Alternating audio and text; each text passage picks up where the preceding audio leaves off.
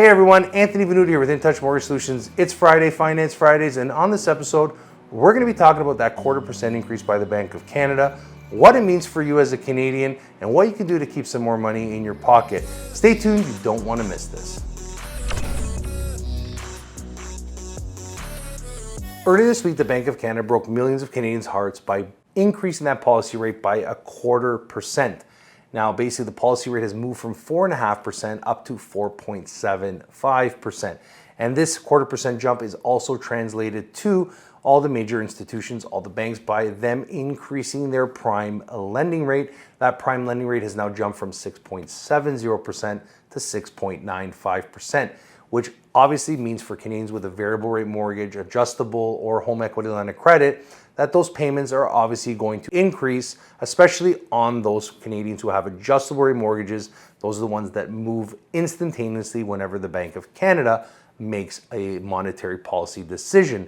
Now, how does it impact Canadians with trigger rates? Well, as we know, 2/3 of Canadians had potentially already breached their trigger rate in the past in those 8 consecutive increases that we saw up until early 2023. But now with this additional 0.25% increase, the 9th consecutive increase, while many Canadians may have now breached that trigger rate. So it's important to keep a very close eye on your particular mortgage. Have you increased your payments? Have you been contributing by putting lump sums into your mortgage? Or have you locked into a fixed rate mortgage, obviously, or considered restructuring or refinancing that mortgage to simplify your finances? Obviously, there's so many different questions, but it's important to keep a very close eye if you have a trigger rate mortgage. As you know, 1/3 of Canadians who have not breached that trigger rate, they may, but a lot of them are actually prepaying their mortgage down significantly, taking advantage of being able to put a lot of lump sum money towards their principal, which as we start to see this 0.25% bleed through the entire market, well, it's definitely going to have an impact mostly on Canadians with variable rate mortgages.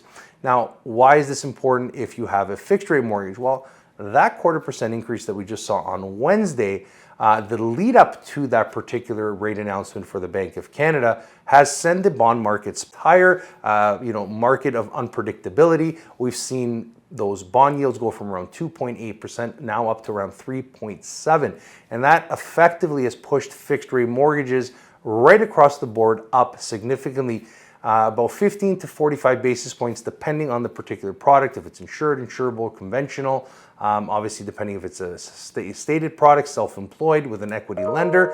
I mean, a lot of different things to take into consideration there, but already from just last week, rates have already jumped up. And this is going to impact Canadians who are not only, in a fixed rate mortgage renewing in the next little while, but obviously if interest rates continue to rise at the same pace, well, we'll definitely see many Canadians renewing in the future in a higher interest rate environment, which means that for the Bank of Canada, at least, that it's a good thing because that means there's less money available to Canadians to spend on day-to-day items after they're done servicing their mortgage needs. Now, obviously, the Bank of Canada has made it very clear, not only through the press conference, through forward guidance in the past, but that they are going to do whatever it takes to bring inflation back down to target at 2%. Now, that means whether they have to reduce a recession or they have to increase policy rates to induce a lot of pain, they are serious about that inflation number. And when we start to see things like GDP growth jump, for the first quarter to 3.1%, superseding their expectations, well, obviously you can rest assured that the Bank of Canada will be paying close attention to that, even though a lot of that growth in the economy was driven by what we call human quantitative easing. More population, more people consuming, more people coming to Canada, becoming Canadian citizens. Obviously, this means that we have to take a look at what is happening in the economy here in Canada. Last month, we saw that headline inflation number tick up from 4.3 to 4.4, and we said that this was going to be a major sore spot for the Bank of Canada. And remember, headline inflation was what the Bank of Canada wants to see come down, but they're looking at those core numbers within it. What are those buckets telling us? And the Bank of Canada is saying that energy prices should be coming down as we enter the summer months. Hopefully for many Canadians who are driving to work, who don't have electric vehicles, well, we're going to feel that relief at the pumps, hopefully this summer. Now, obviously, this has a major impact on a lot of other things, right? Because many Canadians, those CPI numbers, the core inflation numbers, what are driving these numbers upwards, the biggest mover, at least in my opinion, is the cost to service mortgages, the cost to service debt, and the cost of rent. These numbers have basically jumped up, causing the inflationary numbers to spike a little bit more. And obviously, this is caused by the Bank of Canada, right? The Bank of Canada's policy or monetary policy is to increase the policy rate to bring down spending, to basically restore the supply and demand balance, help Canadians understand that inflation expectations are going to normalize. We're going to get to that 2% window by 2024, and we're going to see that 3% by the end of the year, and that it's serious. The Bank of Canada, Governor Tiff, Mecklem, the council is serious about getting it there. And as we've talked about on the channel, a lot of Canadians may have thought that just because the Bank of Canada paused over the last little while that they were not going to increase their policy rate. And the Bank of Canada made it very clear that that was not the case. They were pausing to assess if they've done enough. And obviously, they haven't. This is a 0.25% increase that shows that the Bank of Canada is serious and they haven't done enough. So what does this mean? A lot of economists have predicted that the Bank of Canada wasn't going to act on June. Maybe they were going to jump in July. But obviously they have now, as Bruno Mars would said, left the door open for a move potentially in July. Now, are we going to see a move in July? Obviously, the markets will start to price that in. They're going to start having this conversation.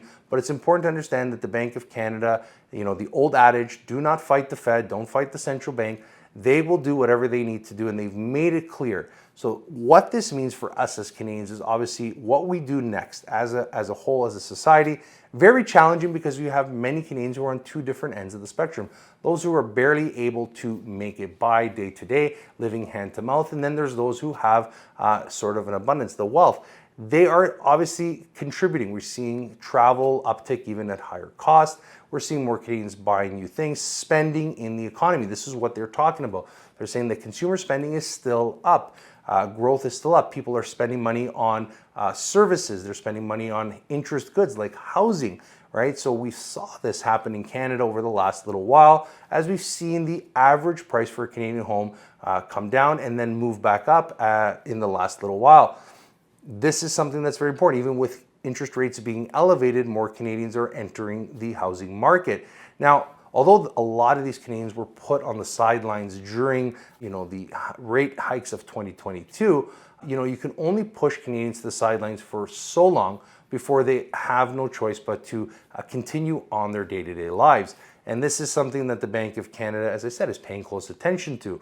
Are we seeing an overstimulation of, business, of mortgages? Obviously, it's nothing like we saw in the last couple of years.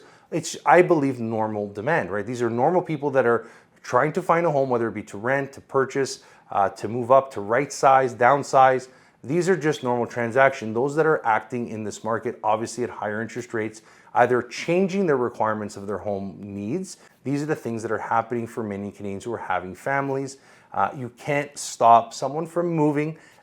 They can push themselves, against the wall for so long before they push back and say, look, we need to get into the housing market. And the Bank of Canada is seeing that. They've pointed out that housing activity has started to begin its ascent upwards. Now, obviously, what this will mean for Canadians in July, what it means for, the economy in the summer months, what's it going to do to the housing market? Obviously, this 0.25% increase is going to push or at least suppress a lot of Canadians who were potentially maybe speculating, right? Anybody who was thinking about getting into the market because, interest rates were coming down, obviously those people are going to get pushed right back to the sidelines. But those Canadians who need to purchase a home have very little option, either rent or they own, they're going to make a choice regardless. And if they have the means to do so, it will end up happening. But as we look at the entire economy, let's take a step back and look outside of Canada.